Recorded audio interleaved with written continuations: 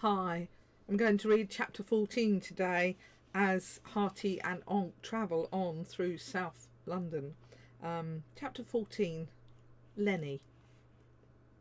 Harty needn't have worried about encountering magical folk. They made their way to Wandsworth Cemetery without seeing anyone except humans.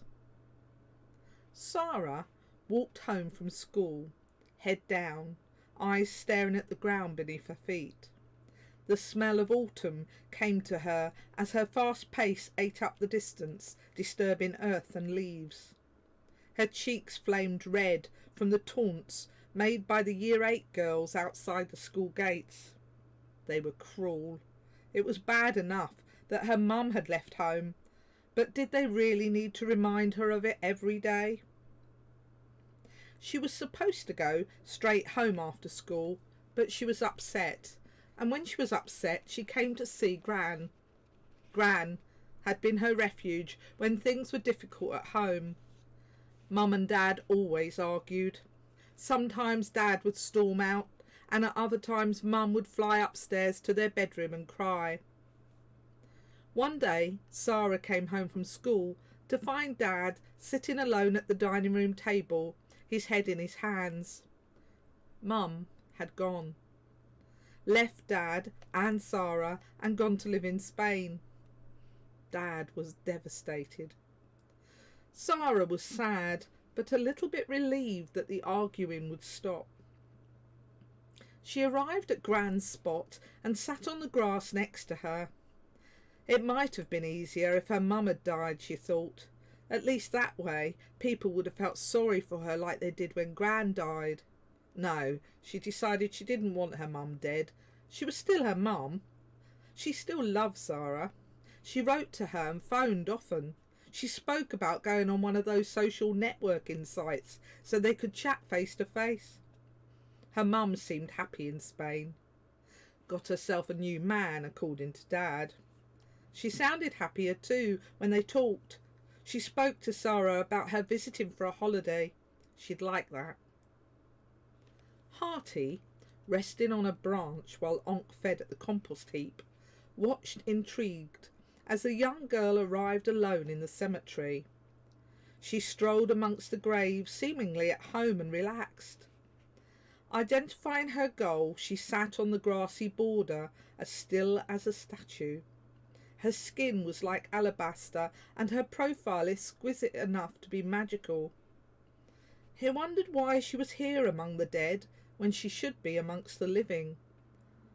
Spying a beautiful painted lady butterfly flutter by, he decided to offer her a gift. He herded the butterfly towards the girl. Talking to Gran always helped. She watched the butterfly settle on Gran's stone, and knew in an instant it was Gran. She blew a kiss at her Gran, the butterfly, imagining her aged face creasing into a smile she kept just for Sarah.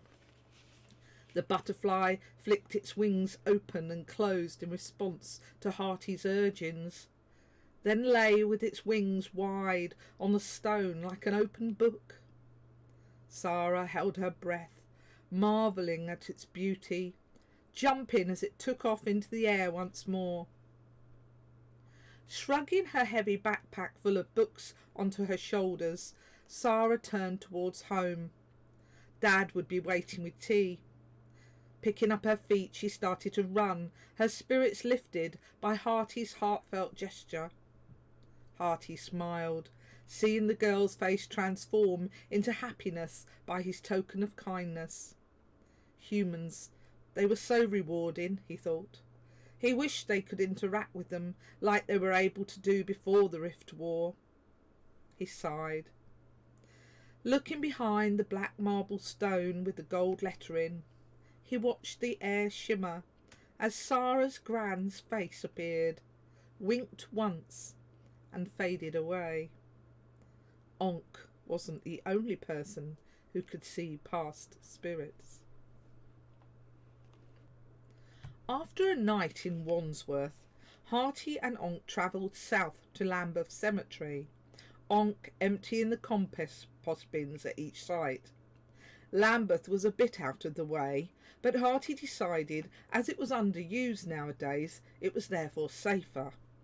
Settled behind St George Hospital on Blackshaw Road, it provided more cover than entering the urban residential areas. And then there was Lenny. Lenny was wandering along, minding his own proverbial business. No one was worrying him, and he wasn't worrying anybody else, which is just the way Lenny liked it. Lenny was unusual. He was different to other magical folk because he was invisible. He wasn't invisible just now and then, or when he liked to be. He was invisible permanently. And being invisible caused him no end of trouble. Trouble started with conversations that went like this. Who did that? I did. Who said that? I did. Where are you? I'm right here. And so on. These conversations could become laughable, concluding with the standard pantomime phrases. Oh, no, you're not. Oh, yes, I am, Lenny would reply, the novelty of the situation long gone. These phrases echoed in Lenny's head as he trooped away, leaving the other person to continue conversing to a nearby lamppost or tree, thinking the invisible creature was still there. That afternoon saw Lenny walking, or rather didn't see Lenny walking anywhere, inside Lambeth Cemetery, behind a pair of unlikely companions, a tree elf and a city troll. Lenny was intrigued.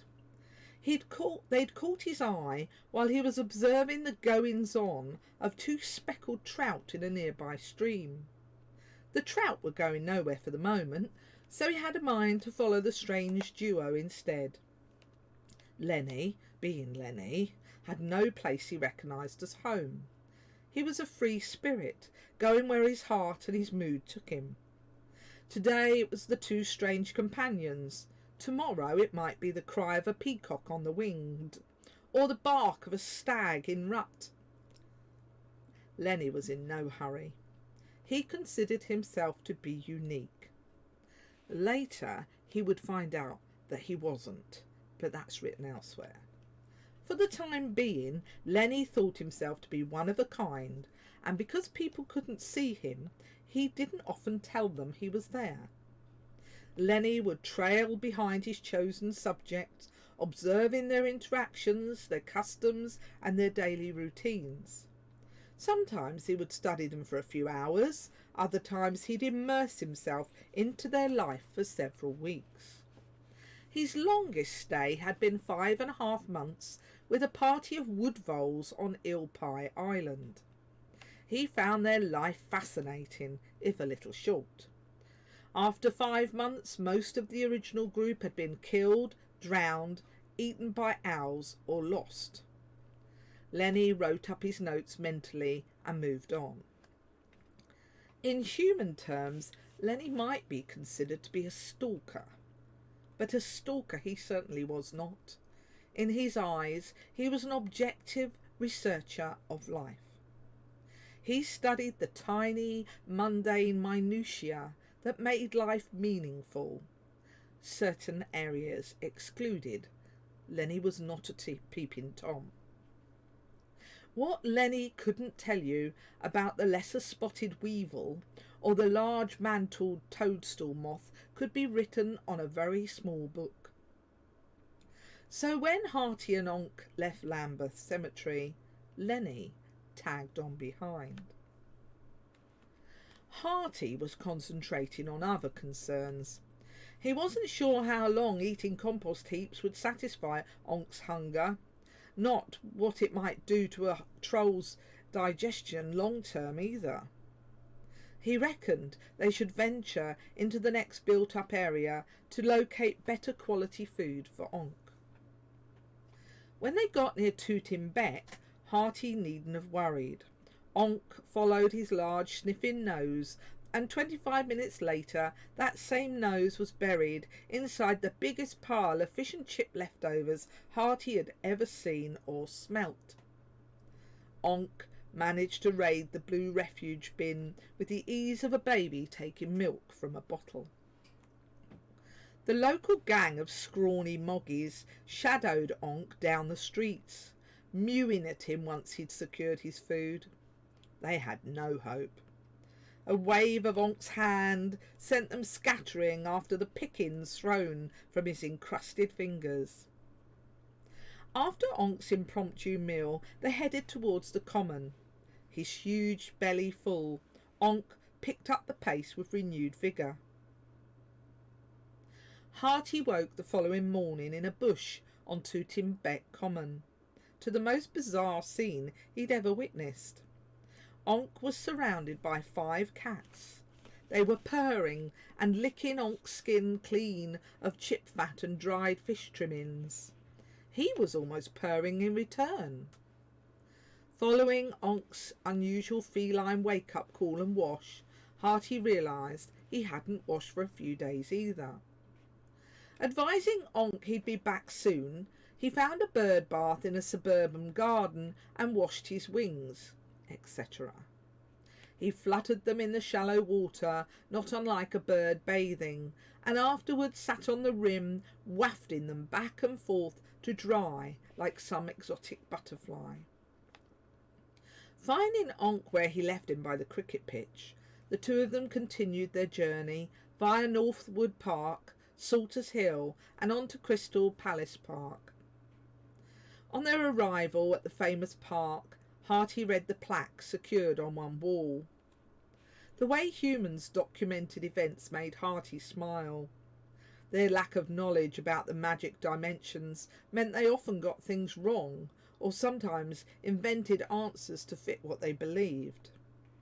The plaque recorded that the palace had been built by Joseph Paxton for the Great Exhibition of 1854 and erected in Hyde Park. It was later deconstructed and rebuilt at its current location on Sydenham Hill until it was destroyed by fire in 1936.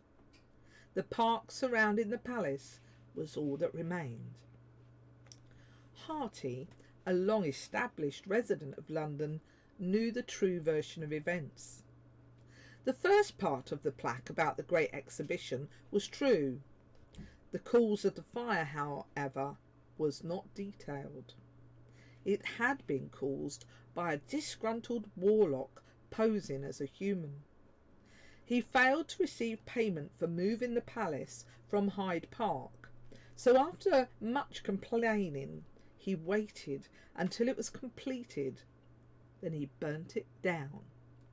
Warlocks held long grudges. It was here Harty planned for them to spend their final night before heading on over to their penultimate destination, Penge East. All the while, invisible Lenny travelled in their wake, watching their movements and listening in on their conversations. It was early evening. The sky was a pale blue, a distant smear of deeper blue on the horizon, hinting of the night to come. The North Star shone bright and low in the darkening heavens as Harty flew across the gardens of Crystal Palace Park. He was searching for that perfect spot to settle down for the night. He did this search every day during the dying moments of daylight, so he wouldn't have to hunt for a bed in the pitch black. He'd learnt this lesson the hard way. The first 2 nights found him stumbling into shadowy trees, hitting various extremities as he attempted to navigate round gravestones in the dark cemeteries. It was like going camping and leaving it too late to pitch the tent, then waking everyone up by stumbling over the guy ropes and empty chairs left out by inconsiderate neighbours. A female badger had been very upset with him waking her young. It didn't pay to upset badgers, as they could be cantankerous beasts at the best of times. He sported a bruised elbow and a scratch below his left eye, where he'd flown face first into a Norwegian spruce.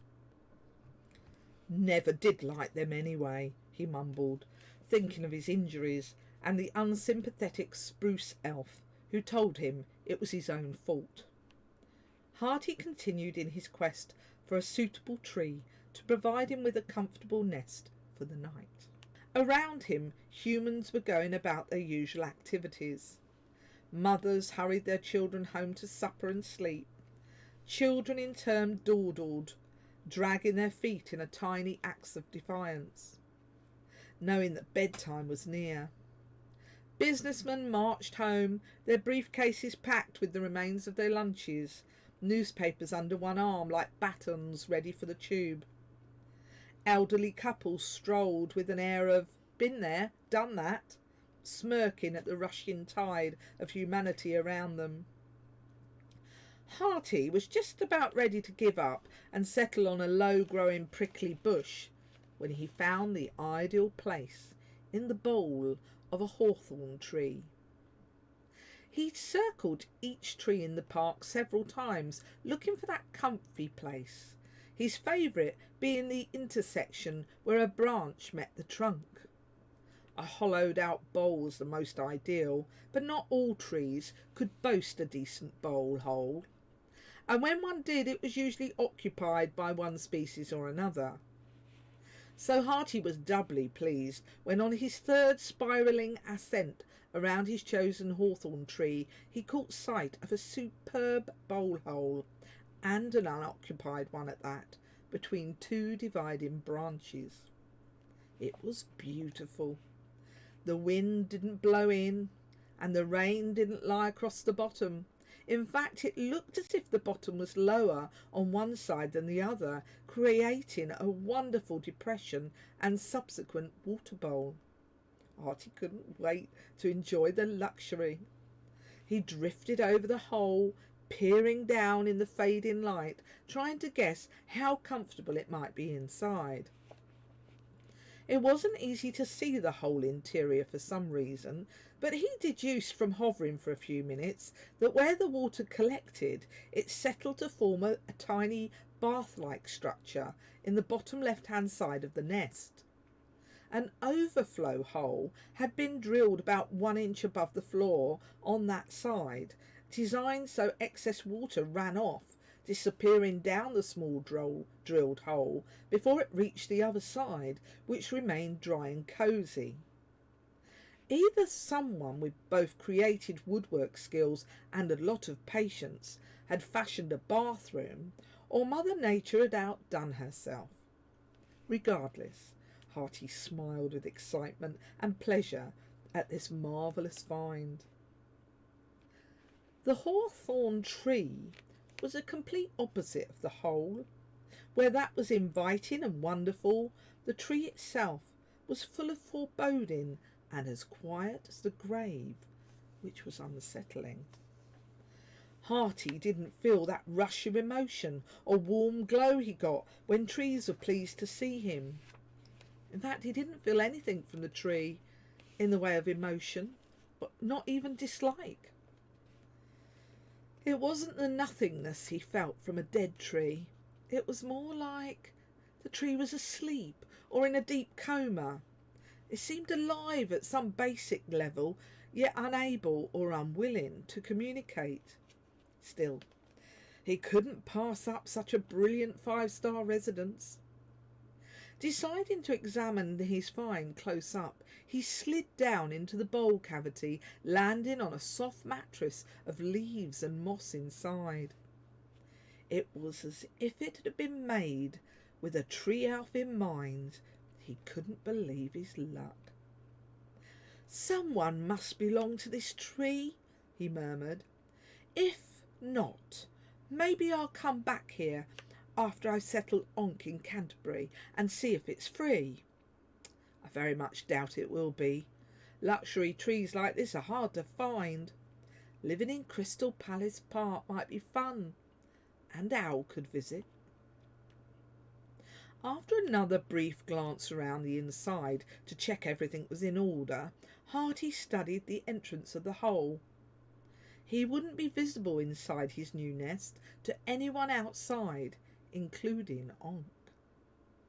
"I better go and tell Onk where I am before I go to sleep," he said, reaching up to climb out. As he raised his arms, he realised getting out was easier said than done. The sides, while helpful when he slid in, prevented him from gaining a handhold to climb out. Hearty searched for hand and footholds without success.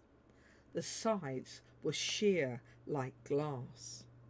They seemed to have been polished to within an inch of the tree's life. Hearty's anxiety started about the time he realised he couldn't be heard, seen, or climb out. Not completely panicked, for he knew he could fly out, he berated himself for not recognising that this was what the resident was supposed to do. He opened his graceful wings to fly away, and found to his complete amazement he couldn't. Above him, for the first time, he saw that the roof dipped down low in the middle, like an upside-down funnel, complete with its own hole. The funnel was not central, but situated off to one side, the side nearest the opening. Hearty's anxiety raised a few more notches when he found he could hover in the hole, but he couldn't gain enough height to clear the rim before the funnel hit his delicate wings and knocked him back down. Hearty tried to fly out the entrance several times, but conceded defeat for fear of damaging his precious wings, which he'd bruised in several places. He attempted another method of exiting the aperture. He could, he reasoned, fly up a short distance, then, when he's near the rim, grab the edge and climb out. This attempt proved fruitless too. The polished wood ran right up to the very lip of the opening. Why hadn't he noticed it before, he wondered. He was beginning to feel very afraid. Breathless from hovering, Hearty returned to the floor of his temporary prison, where his fear escalated. It rose to panic and then outright terror, when above him in the funnel opening he saw 8 menacing eyes. And that's where we're going to leave Hearty today. Tune in next time to find out what happens.